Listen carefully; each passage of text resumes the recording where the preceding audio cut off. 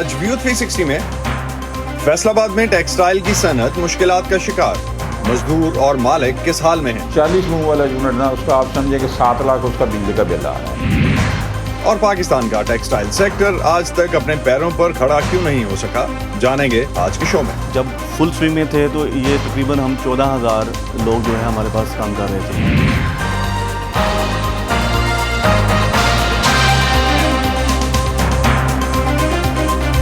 Voice of امریکہ کے Washington studios میں آپ سب کو خوش آمدید۔ آپ دیکھ رہے ہیں پروگرام ویو 360 اور میں ہوں اسد اللہ خالد۔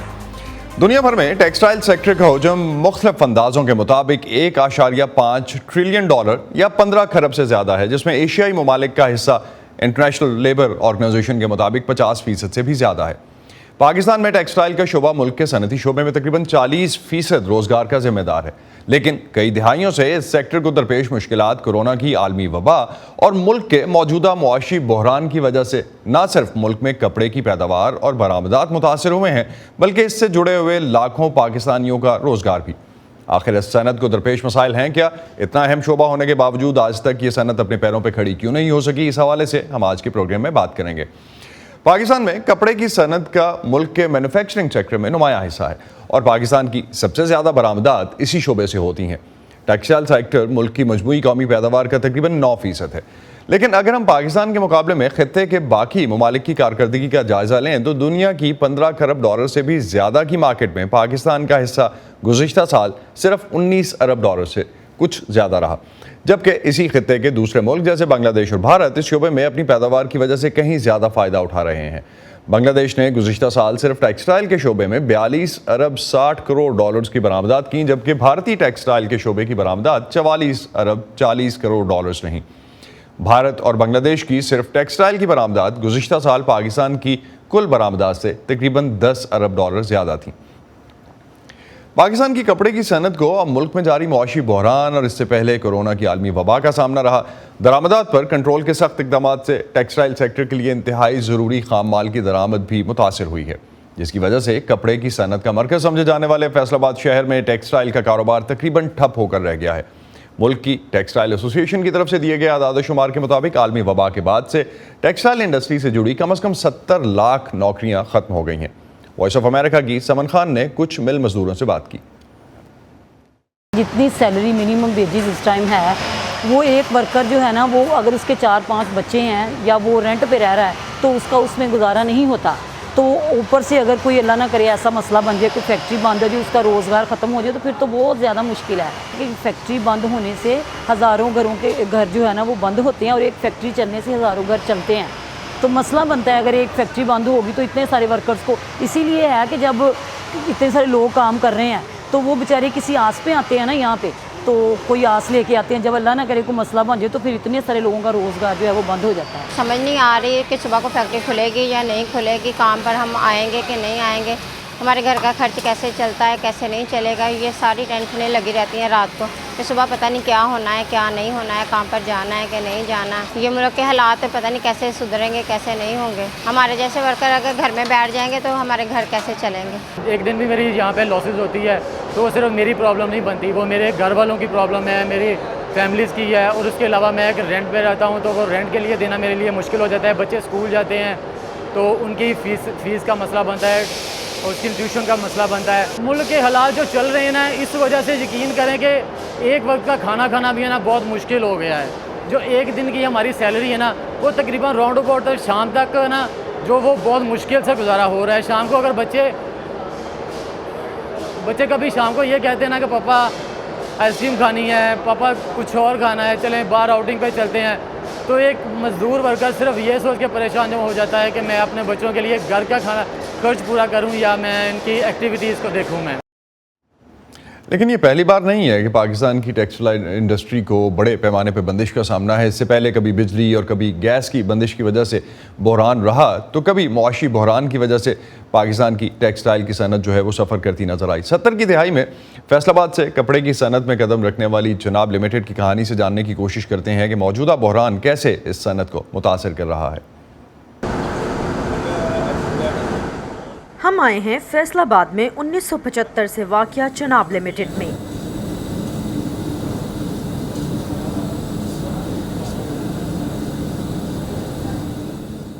ब्लीच वाइट फैब्रिक से काम का आगाज करने वाली इस टेक्सटाइल फैक्ट्री ने डाई और प्रिंट में कदम रखा और फिर गारमेंट्स और अपनी दीगर मसनूआत के बाइस मुल्की और बैनुल-अक़वामी सतह पर नाम कमाया।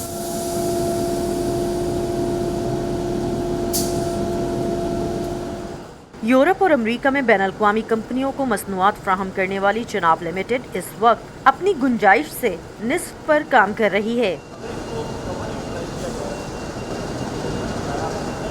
जो हमारी एक्सपोर्ट इंडस्ट्री को सब्सिडीज़ फ्राहम की गई थी इलेक्ट्रिसिटी और गैस की मद में, वो विड्रॉ कर ली गई हैं रिसेंटली। 70 लाख मीटर जो है in shape of die, print and white finished fabrics हम महीने का हमारी कैपेसिटी है। अभी हम 30 लाख मीटर जो हैं वो हमने अचीव किया है। तकरीबन 6 से 7 हज़ार लोग जो हैं हमारे पास, मेल भी और फीमेल्स भी काम कर रहे हैं। जब फुल स्विंग में थे तो ये तकरीबन हम 14,000 लोग जो हैं हमारे पास काम कर रहे थे। लेकिन पाकिस्तान की टेक्सटाइल इंडस्ट्री के लिए ये पहला धचका नहीं है। अक्टूबर 2007 में कादिरपुर गैस फील्ड का शटडाउन। अक्टूबर हमारा बड़ा मतलब स्टोरों के लिए होता है, न्यू ईयर आ रहा होता है, क्रिसमस होता है, तो हमें पहला जो डेंट वहाँ से पड़ा। 2008 में बेनज़ीर भुट्टो की शहादत के बाद होने वाला जलाओ घेराव। जब वो हुआ तो 20 दिन यहाँ से कोई कंटेनर कराची नहीं गया। उस पर केयर टेकर गवर्नमेंट थी, हम गए भागे, उनके पीछे पड़े भी, लेकिन वो इतना मेस क्रिएट हो गया। और तो इस वजह से चिनाब के जो ऑर्डर थे वो कैंसिल हुए, और वहाँ जो स्टोरों में होता है वो सिर्फ कैंसिल ही नहीं होता, वो उस पर मतलब है कि लीगल चले जाते हैं। 2012 से 18 तक बिजली और गैस की लोड शेडिंग, यूनिट के निर्खों में इजाफा और कपास की पैदावार में कमी वक्तन फ़ौक्तन पाकिस्तान की टेक्सटाइल इंडस्ट्री को पीछे धकेलने में हिस्सा डालती रही। हमारी टेक्सटाइल इंडस्ट्री भी एग्रो बेस है। 3 साल से काटन जो है जो 11 मिलियन होती थी वो होते होते वो 5 मिलियन तक पहुंच गई है। अब हमें इंपोर्ट करनी पड़ती है, इंपोर्ट के लिए पैसे नहीं हैं, इसलिए वो टेक्सटाइल मिलें बंद हो गई हैं। ऊपर से डॉलर जो है वो 280-290 रुपए में हो गया। 300 में डॉलर को लेके जब वो चीज़ हमारे पास आती है तो वो इतनी महंगी है कि वो इधर से वो पैसे बच नहीं रहे। चिनाब लिमिटेड के मुख्तलिफ शोबों ने कमोबेश 5 सालों की मुकम्मल बंदिश भी देखी, जिसका असर उस वक्त यहाँ की वर्कर्स ने बराह रास्त बर्दाश्त किया। जब हमारी फैक्ट्री क्राइसिस में चली गई तो उस वक्त हम सबको एक तरह से ऐसे महसूस हुआ कि हम सब जैसे हमारा एक रोज़गार का ज़रिया बंद हो गया। तो जो बाहर फैक्ट्रियाँ बंद हो रही हैं उसके लिए यही होगा कि वो चलनी चाहिए। जितनी ज़्यादा रोज़गार के मौके होंगे हमारे मुल्क से बेरोज़गारी ख़त्म होगी।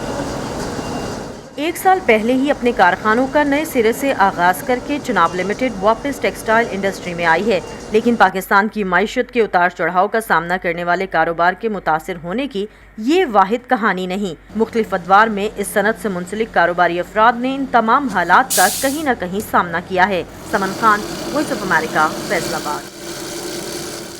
पावर लूम्स पाकिस्तान की टेक्सटाइल इंडस्ट्री का एक और अहम हिस्सा है, लेकिन बिजली की बढ़ती कीमतें, टेक्सटाइल के शोबे के लिए कपास की गैर तसल्ली बख्श दरामदी पॉलिसी और टैक्सों में इजाफा पावर लूम्स की सनत से जुड़े अफराद के लिए मुश्किलात की वजह बन रहा है। मुल्क में मुआशी बहरान से टेक्सटाइल का शोबा किस हद तक मुतासर हो रहा है ये तो हमने जाना। कुछ हद तक जो टेक्सटाइल सेक्टर की जो बड़ी मशीनरीज हैं, ये बड़े सनती यूनिट्स हैं, उनसे फैसलाबाद में पावर लूम मालिकान जो हैं वो क्या कहते हैं इन हालात में, उनसे जानते हैं। फैसलाबाद के मोहल्ला रसूलपुरा में दाखिल हो तो घर घर से बरकी खड़ियों की आवाजें आती हैं।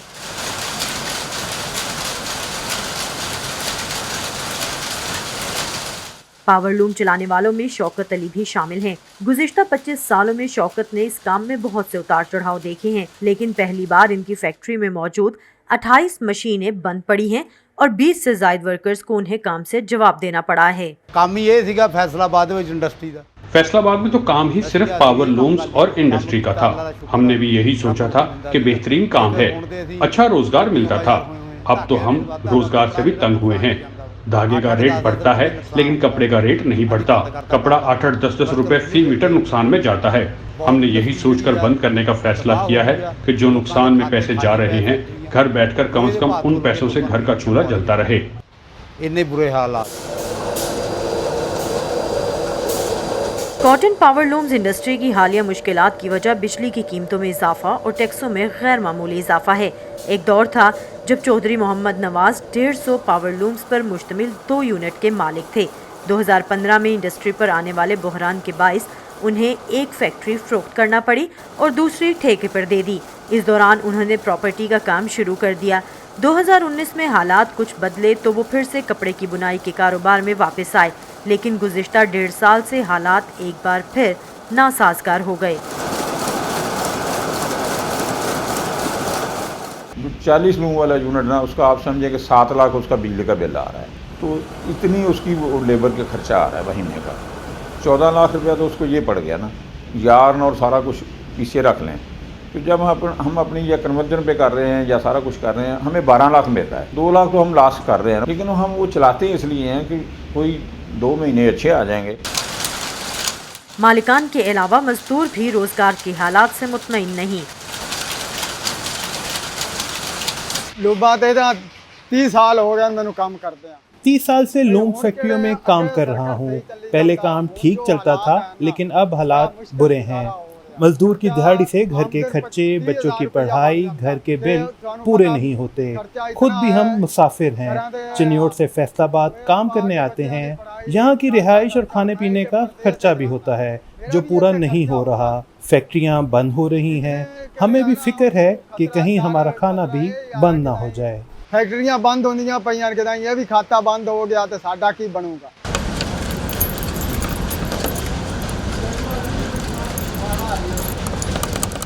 All Pakistan cotton power looms association के मुताबिक पाकिस्तान में मजमूई तौर पर तकरीबन 4 लाख पावर लूम्स रजिस्टर्ड हैं, जिनमें से तकरीबन 2.5 लाख फैसलाबाद में हैं और इनमें से भी तकरीबन 30% इस वक्त बंदिश का सामना कर रही हैं। ऐसे में इस इंडस्ट्री से जुड़े अफराद मुआशी बदहाली दूर करने के लिए हुकूमती इक़दामात की जानिब देख रहे हैं। समन Khan, voice of America, Faisalabad.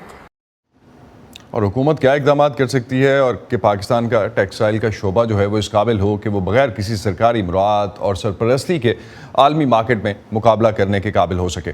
और ये कि इसी शोबे में नई टेक्नोलॉजीज़ का इस्तेमाल किस हद तक हो रहा है और नई तहकीक हमें क्या बताती है, इस हवाले से बात करते हैं national textile university of Faisalabad के डॉक्टर तनवीर हुसैन से। डॉक्टर तनवीर, बहुत शुक्रिया हमें ज्वाइन करने का। इस बात में कितनी जान है कि टेक्सटाइल का शोबा सिर्फ हुकूमत के दिए गए साजगार पैकेजेस की वजह से ही चल रहा है और बहुत ज़्यादा कम्पेटिटिव नहीं है? जी, पाकिस्तान को जो शेयर मिलना चाहिए था वो जो नहीं मिला, उसकी 3 बुनियादी वजूहात हैं। एक तो ये है कि वैल्यू एडिशन का ना होना, दूसरा प्रोडक्ट की डाइवर्सिफिकेशन का ना होना और तीसरा इनोवेशन का ना होना। उसके साथ साथ जाहिर है कि ये जो रीजनली कंपैरेटिव जो एनर्जी टैरिफ्स हैं वो एक अलग चीज़ है। अगर हम बात करें बांग्लादेश के साथ, जब हम कंपेयर करते हैं तो बांग्लादेश की जो एक्सपोर्ट हमसे ज़्यादा हैं, तो उसकी सबसे बड़ी वजह उसकी वैल्यू एडिशन है। मिसाल के तौर पे अगर बांग्लादेश की टोटल एक्सपोर्ट आप देखें तो उसमें $46 बिलियन की एक्सपोर्ट में जो 94% जो शेयर है वो गारमेंट्स का है।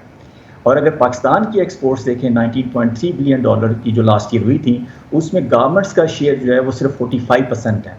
तो अब ये जो गारमेंट्स हैं टोटल, ये इनकी जो मार्केट है दुनिया में, ये तकरीबन $490 बिलियन की गारमेंट्स की मार्केट है, जबकि ट्रेडिशनली पाकिस्तान जो है उसका फोकस रहा है होम टेक्सटाइल की मार्केट पे या मेडअप्स की मार्केट पे, जो कि तकरीबन $80 बिलियन की मार्केट है।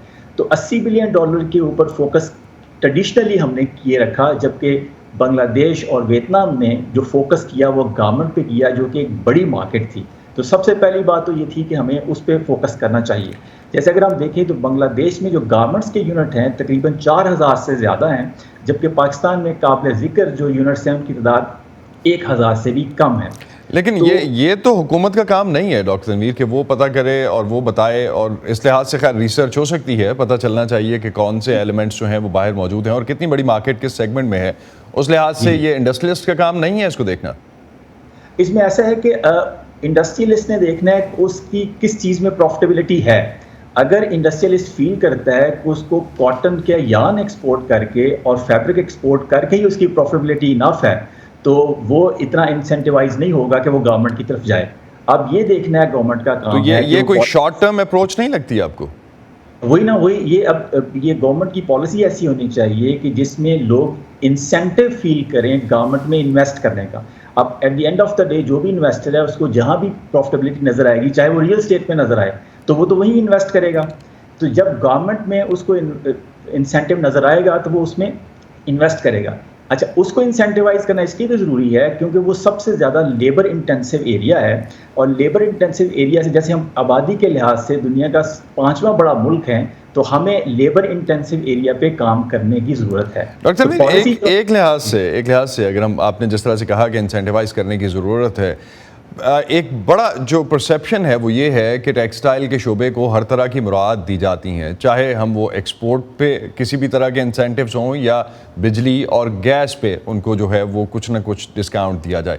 آلریڈی 10 سے 15% کا بینیفٹ ان کو دیا جاتا ہے, تو اس سے زیادہ کتنا انسینٹیوائز کرے گی گورنمنٹ؟ نہیں, وہ ان ٹرمز میں انسینٹیوائز کرنے کا میں بات نہیں کر رہا. وہ تو ظاہر ریجنلی کمپیریٹیو ریٹس کے اوپر نظر رکھنا اور اس ریٹس دینا, یہ تو گورنمنٹ کو کرنا چاہیے.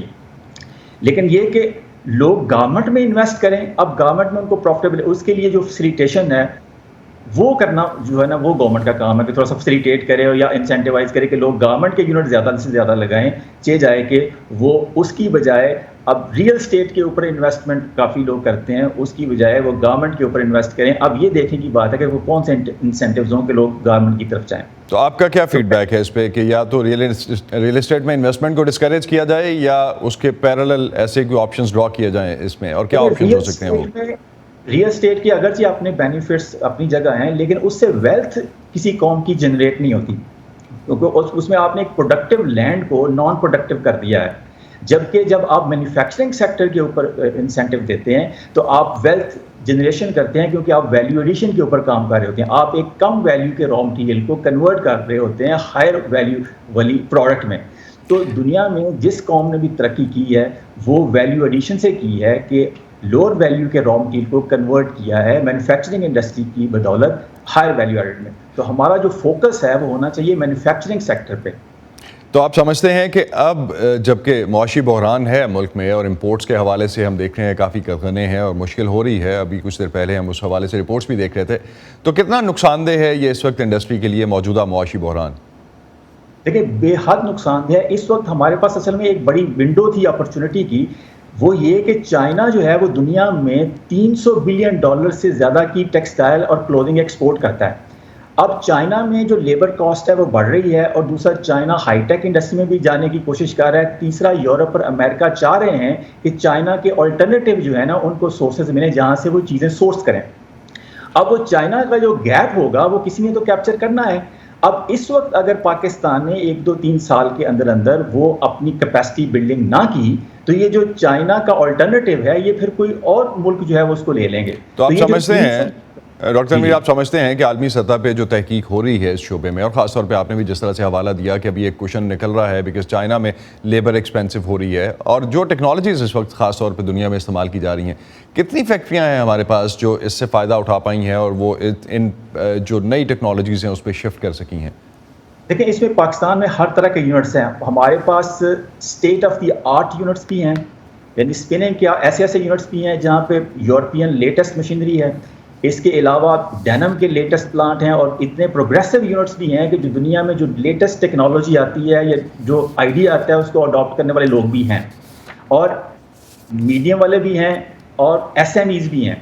اب ایس ایم ایز جو ہے نا ان کو بیسیکلی سپورٹ کرنے کے لیے اب گورنمنٹ کو کچھ کرنا پڑے گا. کہ مثال کے طور پہ جو ایس ایم ایز کے پاس اپنی آپریشنل ایکسلنس اچیو کرنے کے لیے ان کو گائیڈنس کی, ان کو ٹریننگ کی, ان کو اس طرح کی فیسیلیٹیشن کی ضرورت ہے کہ وہ فیڈ کریں. اب جو بڑے یونٹس ہیں وہ تو خود اپنے طور پہ کر لیتے ہیں, لیکن ایس ایم ایز کا جو ایچ آر ہے اس کو اپ گریڈ کرنا, ان کی ٹیکنالوجی کو اپ گریڈ کرنا. مثال کے طور پہ آپ کاٹن کی جننگ فیکٹریز کو ہی لے لیں, ہمارے پاس جو جننگ فیکٹریز ہیں وہ یہ ایس ایم ای ہے, اور تو وہ ابھی آپ سمجھتے ہیں کہ ہر طرح کے یونٹس ہمارے پاس موجود ہیں. بہت شکریہ ڈاکٹر تنویر, آپ ہمارے ساتھ اس حوالے سے بات کر رہے تھے کہ پاکستان میں ریسرچ اینڈ ڈیولپمنٹ اور خاص طور پہ ٹیکسٹائل کے حوالے سے کتنا کام ہو رہا ہے. کیا آپ کے موبائل اور لیپ ٹاپ پر وائس آف امریکہ کی ویب سائٹ نہیں کھلتی؟ تو آپ ہمارا کانٹینٹ دیکھنے اور پڑھنے کے لیے ہمارے فیس بک پیج پر آئیں.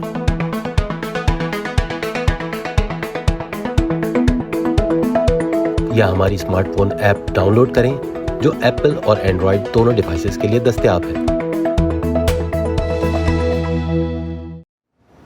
اور پروگرام کے آخر میں بات کرتے ہیں فیصل آباد شہر کو جو دستیاب بنیادی سہولتیں ہیں ان کی.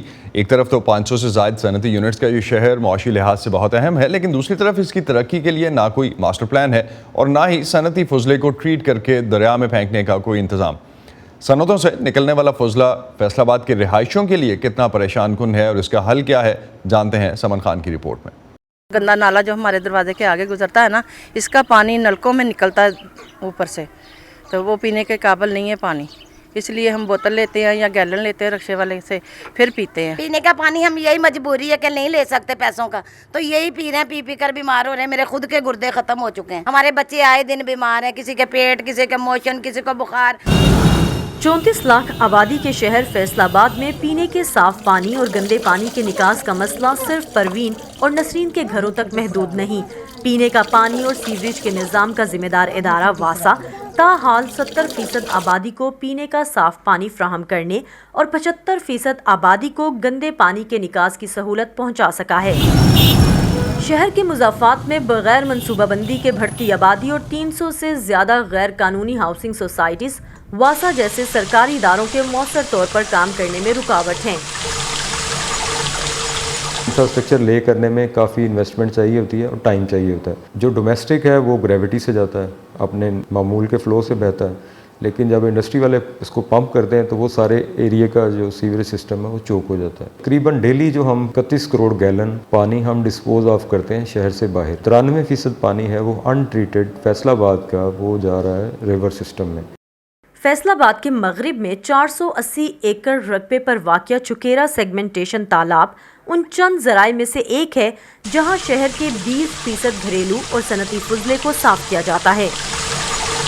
یہاں پہ سیڈیمنٹیشن کا مطلب یہ ہے کہ اس کے اندر جو زراعت ہیں وہ نیچے بیٹھ جاتے ہیں. 1998 کے بعد ان کی صفائی نہیں ہوئی، اس کے اندر لاٹ آف سلج جو ہے وہ اکٹھی ہو گئی ہے. جو ویسٹ واٹر کا فلو ہے وہ بھی بڑھ گیا ہے، اس کی کوانٹٹی بھی بڑھ گئی ہے، جس کی وجہ سے اس کی ایفیشنسی جو ہے وہ کم ہو گیا. لیکن ماہرین سمجھتے ہیں کہ اگرچہ پاکستان کی معیشت کے لیے صنعتی ترقی اہم ہے، مگر اس کے ساتھ ساتھ گندے پانی کو صاف کرنے کی موجود سہولتوں میں سرمایہ کاری بھی ضروری ہے. اس کے ساتھ ملٹیپل ولیجز ہیں، تو پانی اگر نیچے وہ سیپ کر رہا ہے اور ایکویفر بہت ہائی ہے تو آبویسلی جو مائکروبز ہیں وہ جب مکس اپ ہوں گے آپ کے گراؤنڈ واٹر کے ساتھ، اور وہی گراؤنڈ واٹر جب پمپ کیا جاتا ہے تو آبویسلی وہ ایک سورس ہے. یہی پانی لگ رہا ہے وداؤٹ اینی ٹریٹمنٹ فصلوں کو. جب وہ دھاتوں والی ہم سبزیاں کھائیں گے زیادہ عرصے کے لیے تو اس سے بھی ڈفرینٹ قسم کی بیماریاں ہوتی ہیں. انہی تالابوں کی کارکردگی بڑھانے کے لیے جنگلی حیات کے عالمی ادارے WWF نے 2017 میں واسا اور national institute for bio technology and genetics engineering کے ساتھ مل کر فلوٹنگ ٹریٹمنٹ ویٹ لینڈ کا منصوبہ شروع کیا. 150 شیٹس کے ساتھ یہ منصوبہ سٹارٹ کیا. ہمیں اس کے پازیٹیو ریزلٹس جو ہیں وہ ملے، پھر ہم نے اس کو ایکسپینڈ کر کے 200 شیٹس فردر جو ہیں وہ یہاں پہ لگائیں. یہ پروجیکٹس جو ہیں وہ ڈیمونسٹریشن پروجیکٹس ہیں تاکہ باقی جو کارپوریٹ آرگنائزیشنز ہیں ان کو بھی ان پروجیکٹ کی طرف مرغوب کیا جائے. کچھ ایسے پودے جو پانی کے اندر گرو کر جاتے ہیں، ان کی جڑیں ہیں، اور جو جڑیں ہیں ان کے میٹلز ہیں ان کو بھی ریموو کرتی ہیں اور پلانٹس کے اندر چلے جاتے ہیں میٹلز. اسی طرح جو جڑیں ہیں وہ ایک بڑا اچھا ہیبیٹیٹ پرووائڈ کر رہی ہیں. یہاں پہ ہم نے بطخیں دیکھی ہیں، ابھی بطخیں یہاں پہ رہ سکتی ہیں. اس کا مطلب کیا ہے کہ آپ کا پانی اب صاف ہو رہا ہے. ماہرین کہتے ہیں کہ صنعتی شہر ہونے کے اعتبار سے فیصل آباد کو فلوٹنگ ٹریٹمنٹ ویٹ لینڈ کے علاوہ صنعتی فضلے کو صاف کرنے کے مختلف نوعیت کے دیگر منصوبوں کی بھی ضرورت ہے. Saman Khan, voice of America, Faisalabad. اسی پر ختم کرتے ہیں آج کا ویو 360 سے. شیف اور پاکستان اور خطے سمیت دنیا بھر کی اہم خبروں اور دلچسپ معلومات کے لیے آپ آ سکتے ہیں ہماری ویب سائٹ urduvoa.com پر. یہ سارا کانٹینٹ آپ کو ملے گا ہمارے سوشل میڈیا پلیٹ فارمز پر بھی. اب تک کے لیے اتنا ہی. اسد اللہ خالد کو اجازت دیجیے. خدا حافظ.